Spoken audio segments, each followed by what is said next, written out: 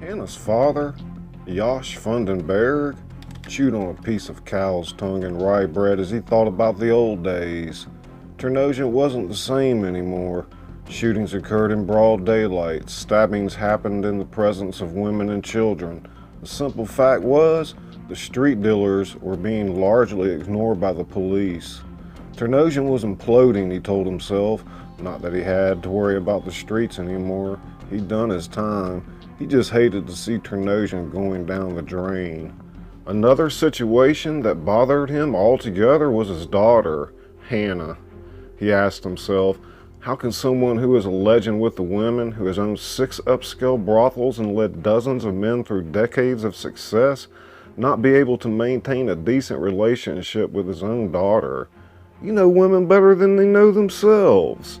Why can't you put it together, you imbecile?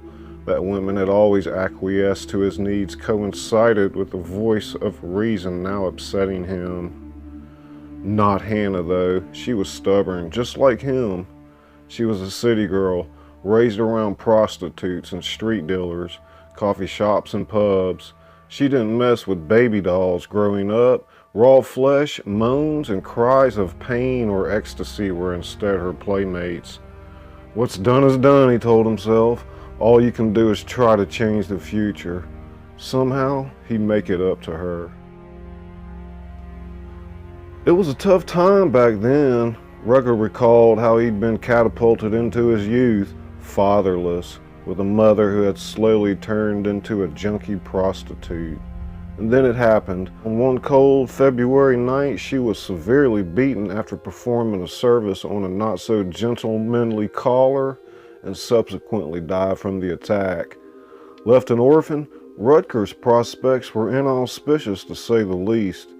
It was at the age of 6 that his mother's brother, Cleo, took him in and provided a home that would keep him out of foster care.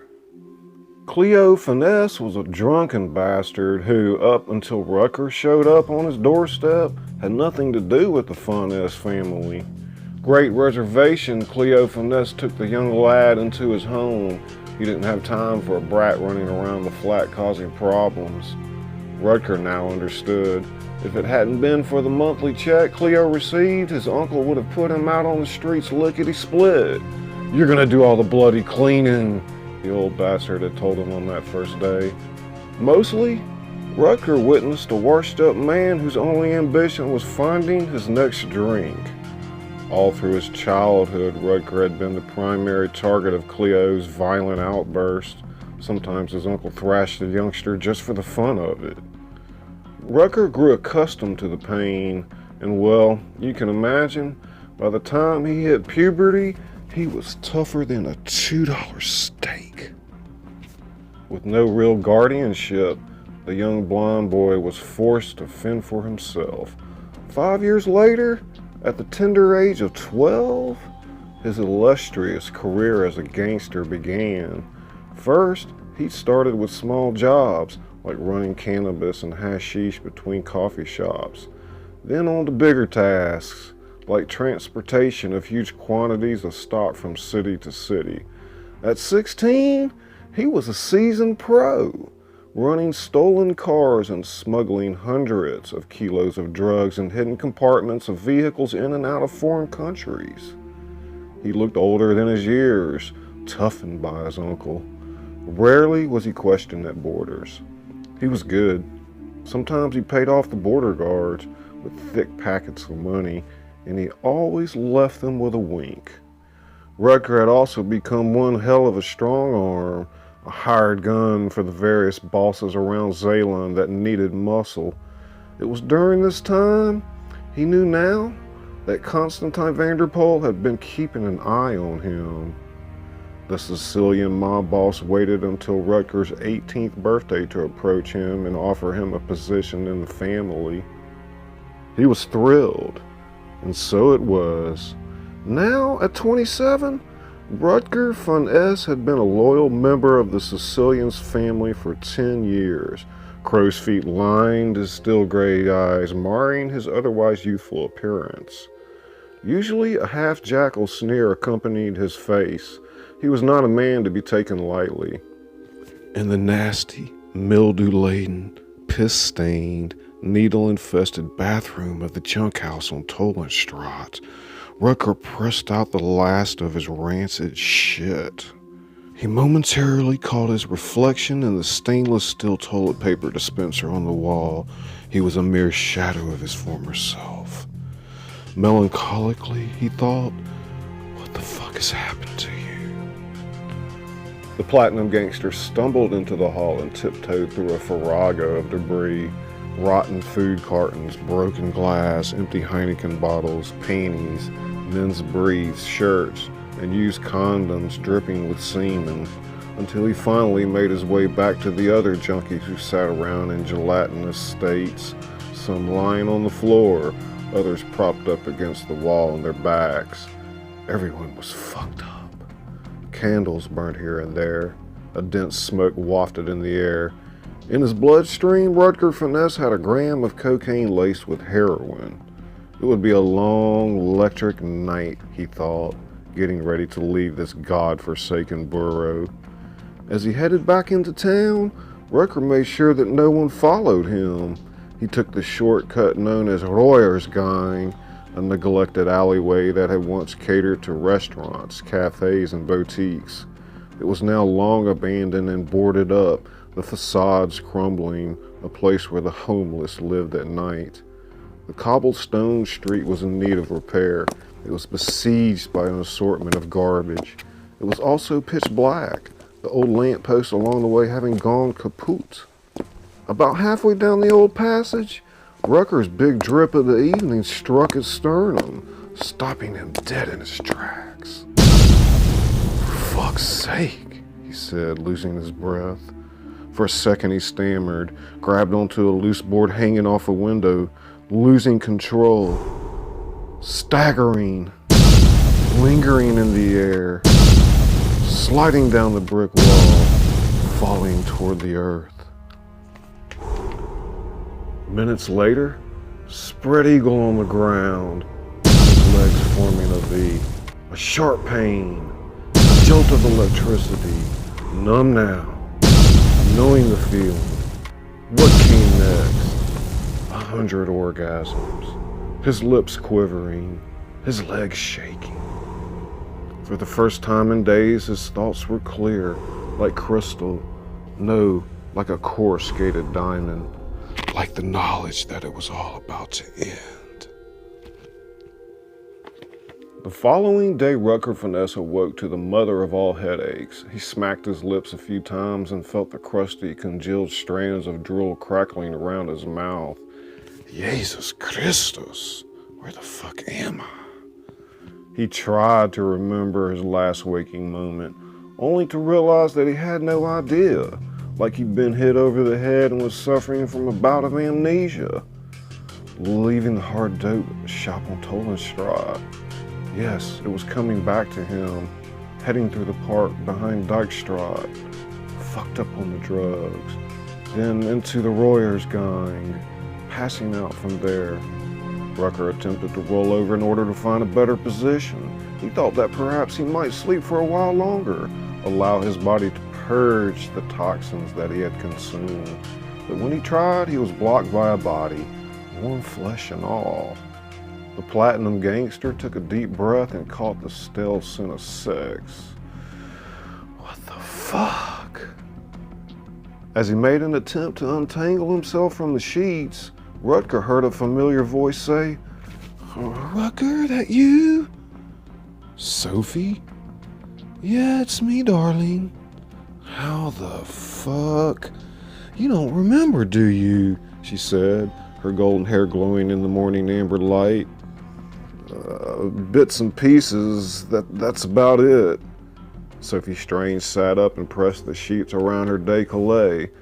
"It's been a while," she said, all smiles. Rutger climbed out of bed, trying to remember the last time they'd screwed. Years ago, he told himself. To Sophie, then he said, "What the hell happened last night?" "We made love. That's what happened." The prostitute reached out and touched him with her cold toes. "I forgot how good you were, you animal." Like the sun that burns away the morning haze, the previous day's events came into focus. Roosevelt, Yanny, Hunt leaving Holland, the upcoming meeting with Constantine. And now, Sophie Dubois, Yari's prostitute. Rucker didn't want to think of the repercussions of this. Hell, Yari would already be on the rampage over his brother's death. Sophie Strange pulled her hair up into a bun, got out of bed, and shuttled across the room. Her body was picturesque. "You want coffee?" she asked. "Gas goed," Rucker said, wondering whether to bolt from the scene while he still had a chance. He pictured Yari busting down the door at any moment, the diamond-studded brass knuckles glittering in the morning sun. "You bastard, I'm gonna slice your fucking nuts off." Sophie Strange knew exactly what Rucker was thinking. She said, "Don't worry, Yari's out of town on a job. He won't be back until at least tomorrow." "Where did he go?" "Prague, I think." Constantine must have had Yari on a turnaround, Rutger thought. He probably hadn't even heard about his brother yet. Rutger shifted his thoughts back to the caffeine. "I guess one cup won't kill me." Or would it? Again, Yari standing there. Sophie Strange poured 2 mugs and brought them over to the bed. "After we finished, you were rambling on about all kinds of crazy stuff." "Like what?" "Like people dying, you know, gangster kind of stuff. I don't know." When Rucker remained silent, the prostitute said, "I didn't ask a lot of questions, if that's what you're worried about. Anyway, your secrets are safe with me." Somehow Rucker knew that he could trust Sophie. She wouldn't tell a soul. But he still wondered what he told her. "You're lucky some deadbeat didn't rob you, Rucker. You were dead to the world in the Royers kind." Rucker recalled how he'd felt before passing out. "So I took you home," she said. Looking for his belongings, Rucker surveyed the room. "I put your wallet and everything on the dresser. We did all the coke, though." Great, Rucker thought. Just another thing I'll have to deal with today. On Monday, September 9th, Yari Visser and Femke van der Waal were checking out of the hotel in Prague. "It was so nice to get out of Ternosian, Yari. Prague is such a wonderful city." The model sounded like a 15-year-old coming home from a first date. "We'll come back again next month," the unruly gangster told her. "Do something different." Femke wondered what kind of kinky shit Yari was talking about. They were on the Autobahn, heading through Germany, when Visser saw that he had a faint signal on his Nokia. However, when he tried to place the call to the villa, the signal disappeared. An hour later, he heard his cell phone ringing on the dashboard, where he tossed it in frustration. The unruly gangster clicked open the device and said, "Ja, Visser." A scratchy voice came through the earpiece, along with static.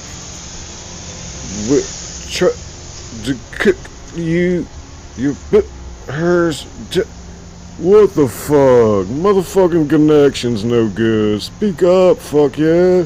What the fuck up? And then the words came out loud and clear. It was Mario. "Your brother, dead." "Speak up, Mario? What the fuck did you say?" "It is your brother, sir," the immigrant said slowly this time, the connection clear as day. "They killed him." Visser didn't know if he'd heard Mario correctly.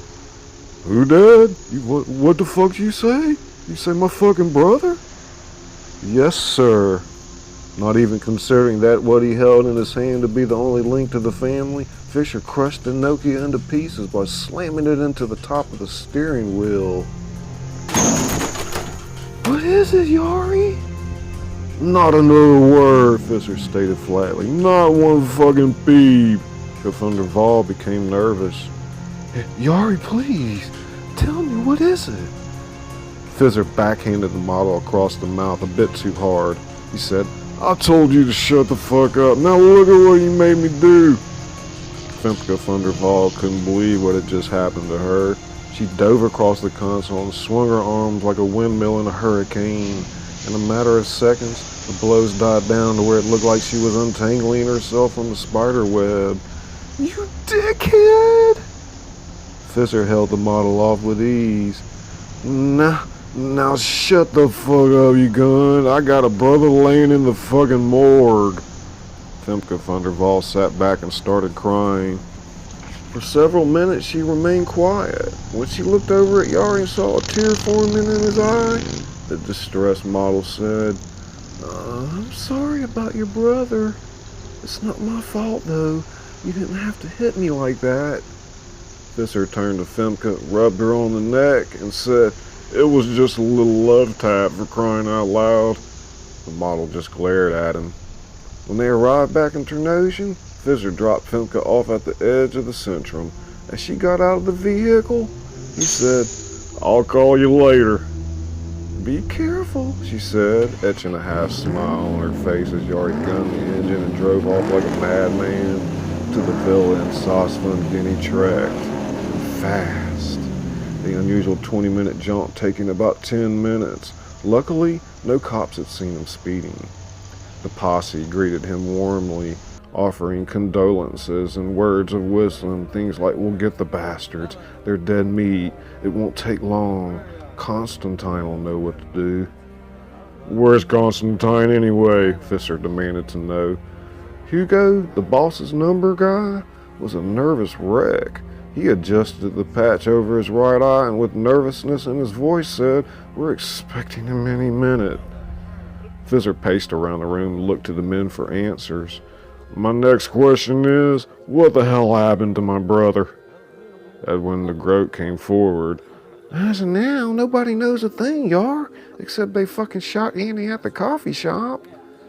God, suckers. Wait till I get my motherfucking hands on them. He felt a deep rage from within. Gill a bloody Fisher. Motherfucker, somebody's gonna die. Petrified in a corner sat Rutger Finesse, the platinum gangster. Hunt was conspicuous by his absence. Rutger said to Fisher, It happened so fast, Yar. I was away from the shop for just a short time. Folds around Fisher's mouth pronounced themselves. His lips flattened out into a sneer. How the fuck does something like this happen? They're dead. Fucking dead. You hear me? Dead. Arno DeLonga, the Forrest Gump of the bunch, sat on the sofa reading the magazine. He checked his page, looked up and said, The boss will know what to do. Edwin the Groat, Arno's sidekick, said, Pipe down, we got enough problems on our hands. You running your mouth? At the top of his voice, Rutger said, Everybody shut the fuck up. At that moment, Mario, the immigrant servant, entered the room, momentarily silencing the crew. In his Hispanic accent, he intoned, Sit tight, the boss is on the way. His little figure walked away and shut the door to the kitchen, where an array of delectable aromas seeped toward the men.